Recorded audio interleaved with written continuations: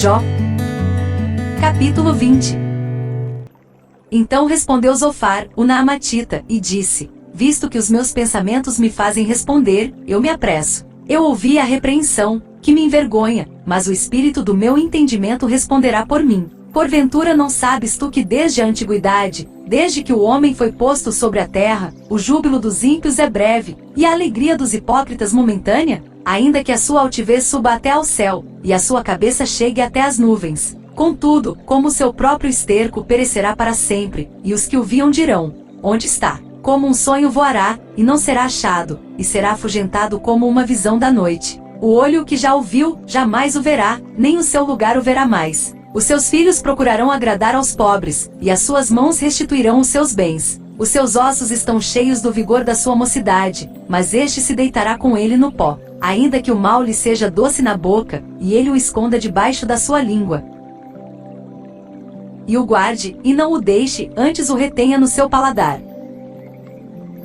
Contudo a sua comida se mudará nas suas entranhas, fel de áspide será interiormente. Engoliu riquezas, porém vomitá-las-á do seu ventre Deus as lançará. Veneno de áspide sorverá, língua de víbora o matará. Não verá as correntes, os rios e os ribeiros de mel e manteiga. Restituirá o seu trabalho, e não o engolirá, conforme ao poder de sua mudança, e não saltará de gozo. Porquanto oprimiu e desamparou os pobres, e roubou a casa que não edificou. Porquanto não sentiu sossego no seu ventre, nada salvará das coisas por ele desejadas. Nada lhe sobejará do que coma, por isso as suas riquezas não durarão. Sendo plena a sua abastança, estará angustiado, toda a força da miséria virá sobre ele. Mesmo estando ele a encher a sua barriga, Deus mandará sobre ele o ardor da sua ira, e a fará chover sobre ele quando for comer. Ainda que fuja das armas de ferro, o arco de bronze o atravessará. Desembainhará a espada que sairá do seu corpo, e resplandecendo virá do seu fel.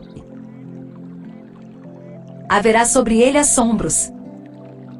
Toda a escuridão se ocultará nos seus esconderijos, um fogo não assoprado o consumirá, irá mal com o que ficar na sua tenda. Os céus manifestarão a sua iniquidade, e a terra se levantará contra ele. As riquezas de sua casa serão transportadas, no dia da sua ira todas se derramarão. Esta, da parte de Deus, é a porção do homem ímpio, esta é a herança que Deus lhe decretou. Jó 21. Respondeu, porém, Jó dizendo: ouvi atentamente as minhas razões, e isto vos sirva de consolação. Sofrei-me, e eu falarei, e havendo eu falado, zombai. Porventura eu me queixo de algum homem? Porém, ainda que assim fosse, por que não se angustiaria o meu espírito? Olhai para mim, e pasmai, e ponde a mão sobre a boca. Porque, quando me lembro disto me perturbo, e a minha carne é sobressaltada de horror. Por que razão vivem os ímpios e envelhecem, e ainda se robustecem em poder? A sua descendência se estabelece com eles perante a sua face, e os seus renovos perante os seus olhos. As suas casas têm paz, sem temor, e a vara de Deus não está sobre eles. O seu touro gera, e não falha, para a sua vaca, e não aborta. Fazem sair as suas crianças, como a um rebanho, e seus filhos andam saltando. Levantam a voz, ao som do tamboril e da harpa, e alegram-se ao som do órgão. Na prosperidade gastam os seus dias, e num momento descem à sepultura.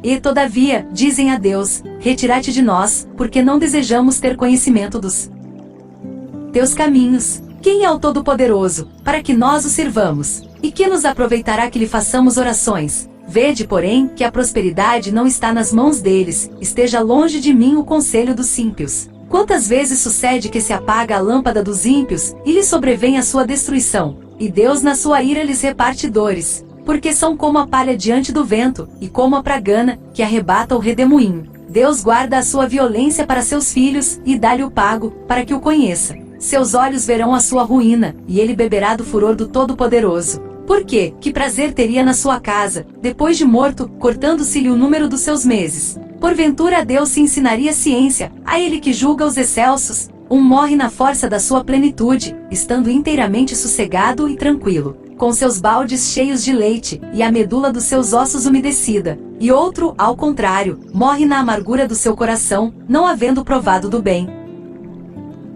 Juntamente jazem no pó, e os vermes os cobrem. Eis que conheço bem os vossos pensamentos, e os maus intentos com que injustamente me fazeis violência. Porque direis: Onde está a casa do príncipe, e onde a tenda em que moravam os ímpios? Porventura não perguntastes aos que passam pelo caminho, e não conheceis os seus sinais, que o mal é preservado para o dia da destruição, e arrebatado no dia do furor? Quem acusará diante dele o seu caminho, e quem lhe dará o pago do que faz? Finalmente é levado à sepultura, e vigiam-lhe o túmulo. Os torrões do vale lhe são doces, e o seguirão todos os homens, e adiante dele foram inumeráveis. Como, pois, me consolais com vaidade? Pois nas vossas respostas ainda resta a transgressão. Jó 22.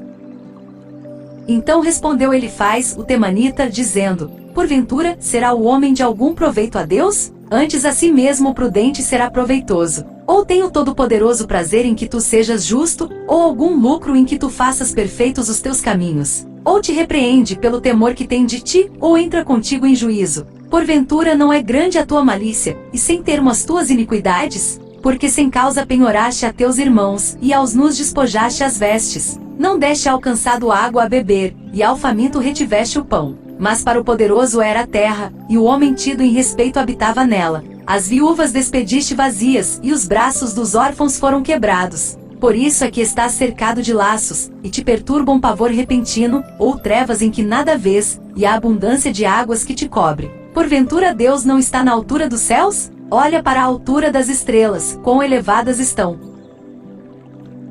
E dizes: que sabe Deus? Porventura julgará ele através da escuridão?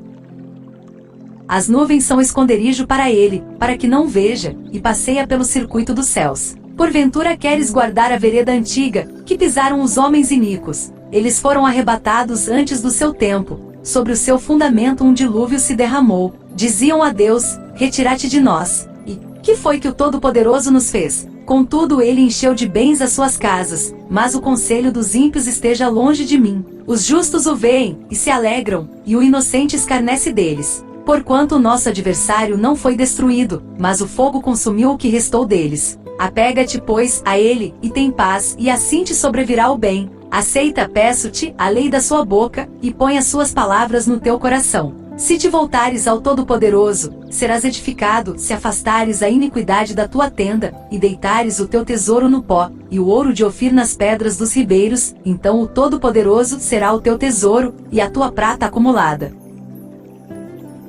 Porque então te deleitarás no Todo-Poderoso, e levantarás o teu rosto para Deus.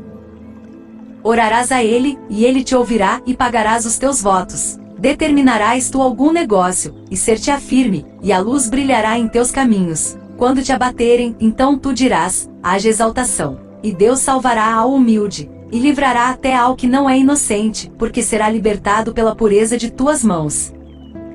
Jó 23.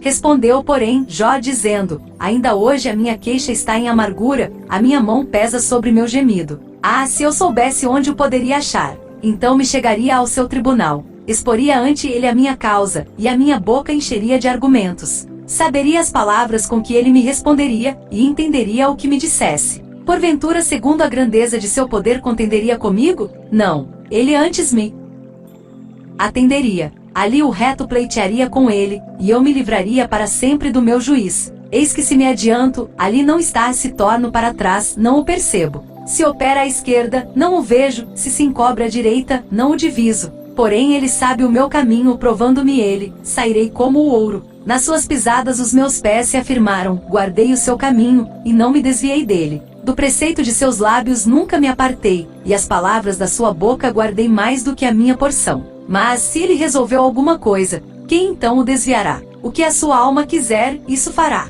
Porque cumprirá o que está ordenado a meu respeito, e muitas coisas como estas ainda tem consigo. Por isso me perturbo perante ele, e quando isto considero, temo-me dele. Porque Deus macerou o meu coração, e o Todo-Poderoso me perturbou. Porquanto não fui desarraigado por causa das trevas, e nem encobriu o meu rosto com a escuridão.